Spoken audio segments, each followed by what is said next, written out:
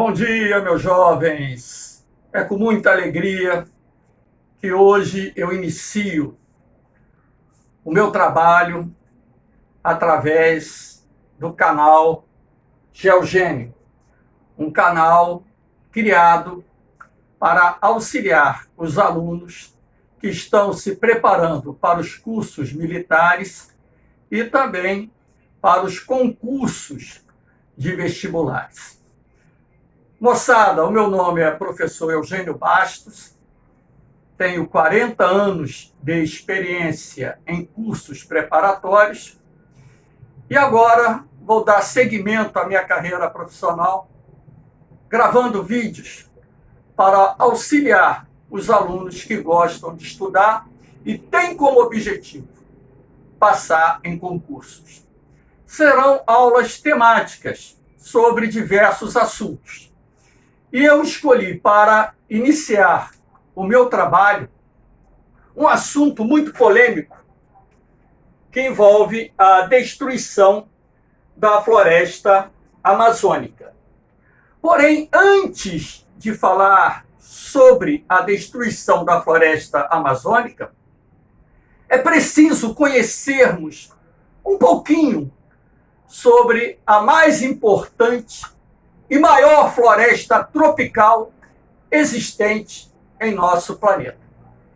A floresta amazônica ocupa uma área de aproximadamente 5 milhões e 500 mil quilômetros quadrados, dentre os quais aproximadamente 4 milhões de quilômetros quadrados somente em território brasileiro. A floresta amazônica ela se estende por vários países da América do Sul, tais como a Bolívia, o Peru, o Equador, a Colômbia, a Venezuela, a República da Guiana, Suriname, a Guiana Francesa, enfim. Sendo, portanto, como eu disse, a maior floresta tropical do planeta. Vamos aqui agora conhecer um pouquinho das suas mais importantes características, como, por exemplo, eu digo aqui que é uma floresta do tipo latifoliada. Plantas latifoliadas são aquelas que apresentam folhas grandes, folhas largas, uma característica típica de plantas que crescem em ambientes dominados por climas quentes e úmidos. No caso da floresta amazônica, o tipo climático é o equatorial. É uma floresta do tipo perennifólia, perene, permanente, folha, de folhas. Plantas perennifólias são aquelas que em qualquer época do ano ficam recobertas de folhas. As árvores da floresta amazônica, em qualquer estação do ano, estão cobertas de folhas. Daí o termo perennifólia, perene permanente, folha de folhas, ou simplesmente uma floresta sempre verde, ou seja, em qualquer época do ano que você sobrevoar a floresta amazônica, ela estará sempre verde. É uma vegetação do tipo higrófila ou ombrófila. Higro, umidade.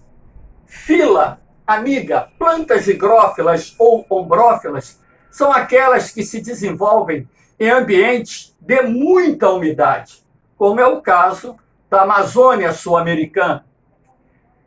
É uma vegetação heterogênea, ou seja, a floresta amazônica é composta por inúmeras espécies. De acordo com alguns cientistas, ela é considerada o maior banco genético do planeta. Para que vocês tenham uma ideia, estima-se que cerca de 90% das espécies da floresta amazônica ainda não tenham sido devidamente estudadas. É uma floresta densa ou fechada, que também é uma característica de uma vegetação que se desenvolve em ambiente quente e úmido. As florestas tropicais são mais densas, mais fechadas do que as florestas temperadas, e as florestas frias existentes no planeta. Suas árvores realizam o fototropismo, fotoluz, tropismo, disputa. A disputa pela luz solar faz com que determinadas árvores chegam a medir cerca de 50 metros de altura. Não estão entre as maiores árvores do planeta, não, tá? Existem árvores no planeta que medem mais de 100 metros, como, por exemplo, na floresta californiana, nos Estados Unidos, nós temos a sequoia, que chega a medir mais de 100 metros de altura, mas, consequentemente, na floresta amazônica, nas florestas tropicais, nós temos árvores que também crescem bastante, um pouco mais de 50 metros. As raízes das árvores são superficiais. Independentemente do tamanho das árvores, as raízes não penetram tanto no solo. Por quê? O que faz com que as raízes penetrem no solo?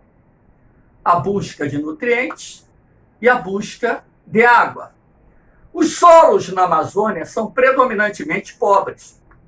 A camada fértil desse solo é de aproximadamente 30% e é constituída por matéria orgânica decomposta, humus, resultante da reciclagem que se processa muito rapidamente da matéria orgânica morta que é depositada sobre o solo.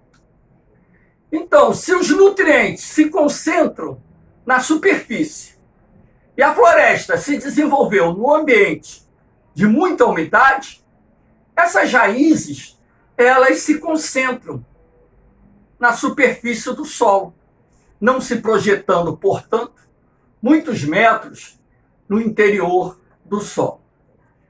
Mas, professor, como é que pode a mais exuberante floresta do planeta se desenvolver num ambiente de solos predominantemente pobres? A resposta é simples. A floresta amazônica alimenta-se de si mesma, ou seja, os restos de plantas e animais mortos se decompõem rapidamente em ambientes dominados por climas quentes e úmidos, transformando-se em humus, matéria orgânica decomposta, que é rico em elementos minerais que serão absorvidos pelas raízes das plantas que compõem a floresta amazônica.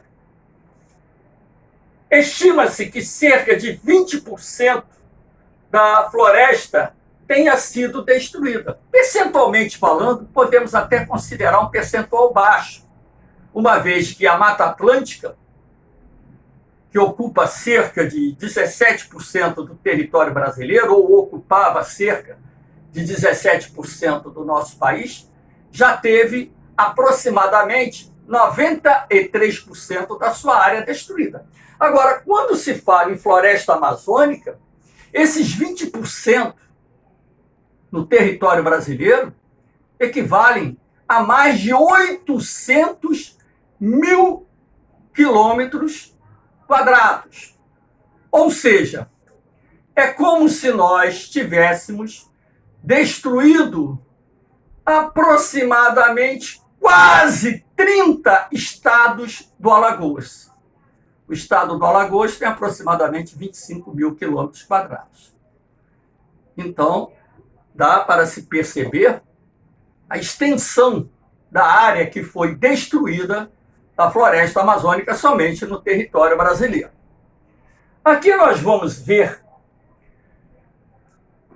os fatores responsáveis pela destruição da floresta amazônica. Mas, antes disso, temos aqui esse mapa onde a cor amarela representa as áreas já desmatadas.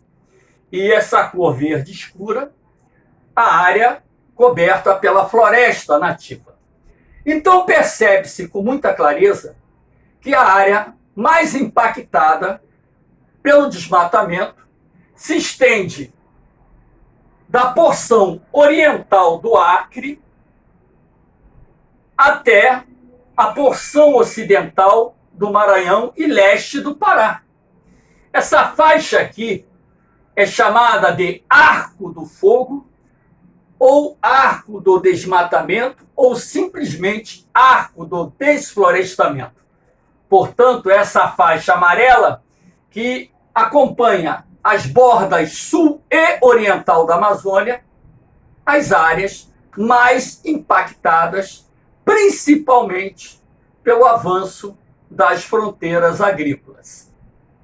Vamos ver agora os fatores responsáveis pela destruição da floresta amazônica. A extração da madeira, aqui nós temos essa imagem, com carretas transportando toras de madeira de lei. Essa madeira é utilizada na construção civil, na indústria moveleira, que atende não só ao mercado interno brasileiro, mas também é exportada para vários países da Ásia, da Europa, da América do Norte, enfim.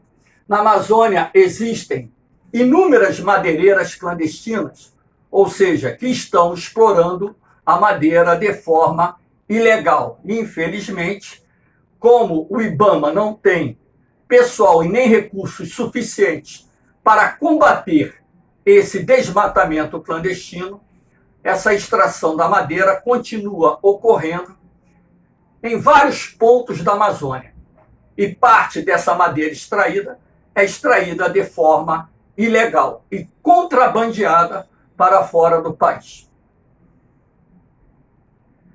Aqui nós temos uma imagem que nós chamamos de espinha de peixe. A espinha de peixe, ela se forma a partir do momento em que se constrói uma estrada, se abre uma estrada na Amazônia. Então, na medida em que a estrada rasga a floresta, ela facilita a entrada dos madeireiros e dos produtores rurais, que vão ocupando as margens e depois vão abrindo clareiras em vários pontos da floresta, e vistas de cima, essas clareiras se assemelham grosseiramente a uma espinha de peixe. Então aqui nós temos uma imagem bem nítida desse processo que se desenvolve lá na Amazônia. Aqui nós temos as queimadas. As queimadas constituem o meio mais barato de você desmatar, destruir a floresta. As queimadas são normalmente praticadas por produtores rurais. Tanto aqueles que criam gado, queimam a mata para limpar o terreno e posteriormente plantar pastagens, assim como os produtores rurais, agricultores, que também usam o fogo para limpar o terreno, objetivando principalmente o cultivo da soja e do milho, que são os dois grãos atualmente mais cultivados no Brasil. A extração mineral. Aqui nós temos uma área de garimpo, é o chamado garimpo de Baixão. Na Amazônia existem centenas, talvez milhares de garimpos, muitos dos quais clandestinos. Então você tem a extração legal e ilegal. Assim como você tem grandes empresas mineradoras, como a Vale SA, explorando minérios na Amazônia, a própria Petrobras tem campos de produção de petróleo em pleno coração da selva amazônica. Então, na medida em que as atividades extrativas avançam, aí nós temos essa imagem. Nesse caso aqui, esse tipo de garimpo é extremamente prejudicial ao meio ambiente. Ele transforma áreas da floresta numa espécie de queijo suíço, ou seja, esburaca aquela área toda, formando-se posteriormente micro-lagoas que, inclusive, irão contribuir para a proliferação de mosquitos transmissores de doenças. Perdão, passou aqui. A expansão das fronteiras agrícolas. O principal fator responsável pela destruição da floresta amazônica é o binômio gado-soja. Lá na Amazônia existe um ciclo do desmatamento que começa com a grilagem de terra. A grilagem nada mais é do que a falsificação de escrituras feita por grileiros que se apoderam das terras devolutas que são de domínio público. Invadem unidades de conservação, invadem até mesmo áreas indígenas. Esses madeireiros, esses grileiros, negociam com os madeireiros a venda da madeira e dividem ali o lucro. Após a retirada da madeira de maior valor econômico, essa terra é negociada com o pecuarista. Então, ele derruba o que restou da floresta para plantar pastos. Como em boa parte da Amazônia os solos são de péssima qualidade, com 5 anos em média, essas pastagens ficam muito ruins e a recuperação é cara, através da adubação química. Então, o que o pecuarista faz? Ele vende a terra para o produtor de soja. A terra limpa na Amazônia chega a custar 3 vezes mais do que a terra coberta com a floresta nativa. Isso alimenta o que nós chamamos de especulação fundiária. Tudo isso é feito sem que, na maioria dos casos, nossas autoridades coíbam, combatam essas formas de ocupação ilegal da floresta amazônica. Aqui nós temos a construção de grandes usinas hidrelétricas. Essa imagem aqui reporta a época em que a usina de Belo Monte, localizada no rio Xingu, estado do Pará, estava sendo construída. Belo Monte é, na atualidade, a 3ª maior usina hidrelétrica do mundo. Então, a obra por si só já cria uma grande clareira na área da floresta. E, logicamente, a formação do lago do reservatório de Belo Monte também contribuiu para destruir uma outra parte da floresta.